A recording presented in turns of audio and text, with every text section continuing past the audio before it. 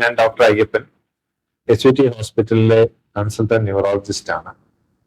ഞാനിന്ന് ഈ ഒരു ചെറിയ എൻ്റെ ചുരുങ്ങിയ വാക്കുകളിൽ പറയാൻ ഉദ്ദേശിക്കുന്നത് വേദനയുടെ ന്യൂറോ സംബന്ധമായ വേദനയുടെ ചികിത്സയെക്കുറിച്ചാണ്.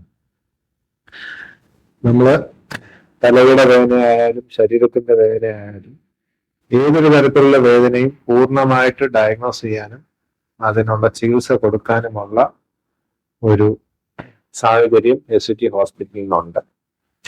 ഉദാഹരണത്തിന് മുഖത്തെയും തലയും ബാധിക്കുന്ന വേദനകൾ, ട്രൈജെമിനൽ ന്യൂറാൾജിയ, അതിന് മെഡിക്കൽ ട്രീറ്റ്മെന്റും ഇഞ്ചെക്ട് ചെയ്ത് ചികിത്സ കൊടുക്കുന്ന ബോട്ടുലിനം ടോക്സിൻ ട്രീറ്റ്മെന്റും നെർവിനെ റേഡിയോ വേവ്സ് ഉപയോഗിച്ച് വേദന കുറയ്ക്കുന്ന റേഡിയോ ഫ്രീക്വൻസി അബ്ലേഷൻ, ഇതൊന്നും സക്സസ്ഫുൾ അല്ലാത്ത രോഗികൾക്ക് കൊടുക്കുന്ന മൈക്രോവാസ്കുലർ ഡീകംപ്രഷൻ, ഓപ്പറേറ്റ് ചെയ്യുന്ന ചികിത്സയും നമ്മുടെ ഹോസ്പിറ്റലിൽ അവൈലബിൾ ആണ്.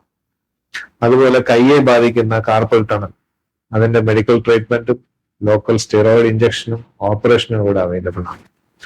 അതുപോലെ നടുവിനെ ബാധിക്കുന്ന ഡിസ്ക്, അതിന് സമ്പൂർണമായ ചികിത്സ കൊടുക്കാൻ HUT ഹോസ്പിറ്റലിന് സാധിക്കും.